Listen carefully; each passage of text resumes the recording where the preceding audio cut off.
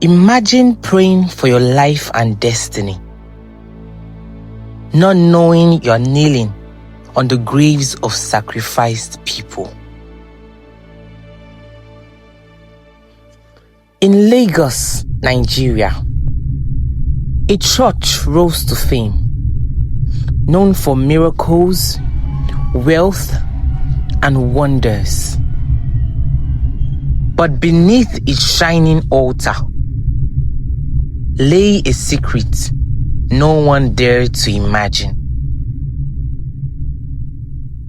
This was the Great Light Ministry, owned by Pastor Nehemiah, a man thousands believed carried God's anointing.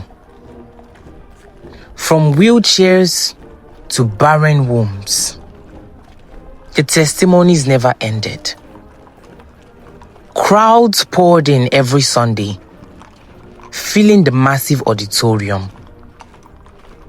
And people whispered, "This is a man of God, a prophet for our generation."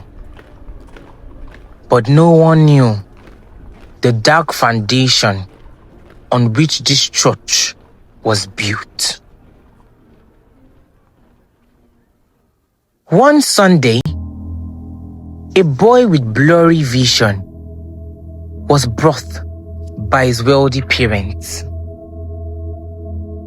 They had tried hospitals abroad. Nothing worked.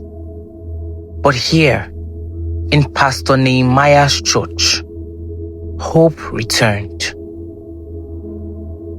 Before the congregation, Nehemiah laid his hand on the boy's head. The boy screamed, then shouted, "I can see!" The crowd erupted in tears and praise. The family, overwhelmed, became permanent members.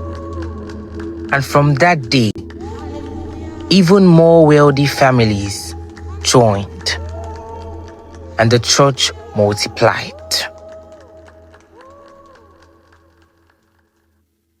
Pastor Nehemiah loved worship. He believed music carried his power further. He invested heavily in the choir, in their uniforms, new instruments, and microphones. And the choir was led by Samuel, the music director, known simply as MD. A passionate young man, God-fearing and deeply committed. Often, Pastor Nehemiah would give Samuel envelopes of money, smiling strangely, but his eyes seemed to carry unspoken messages. Samuel understood what was hinted at, but his spirit resisted.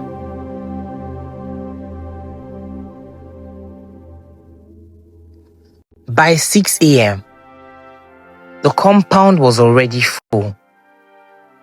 Ushers in neat uniforms welcomed worshippers.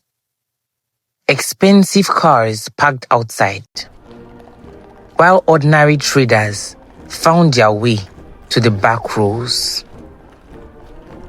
The auditorium glowed with anticipation. The choir rose, Samuel leading with passion, and Nehemiah danced extravagantly, encouraging the crowd. People shouted, wept, and spoke in tongues. It was a service of fire. Yet, Samuel couldn't shake his strange unease as the pastor's eyes lingered on him. Dozens lined up to testify. A woman healed of a tumor, a businessman who secured contracts, a child once mute now speaking. Every testimony pointed back to the altar. as though its wood and stone carry the power and not God. When Pastor Nehemiah announced a prophetic seed, members rushed forward, laying money and gifts on the altar.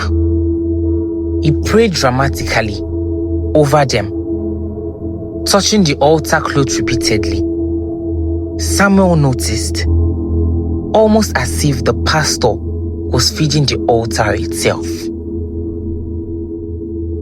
Nehemiah preached with fire, quoting Abraham, Elijah, and blood covenant, saying, without sacrifice, there is no covenant. Without blood, there is no power. The crowd cheered, blind to the chilling undertone. But Samuel's heart grew heavier. During deliverance, people screamed, fainted, vomited. A woman collapsed near the altar, and as Samuel helped her up, a foul smell rose, rotting, deadly. But everyone else was just too distracted to notice. But Samuel remained in shock.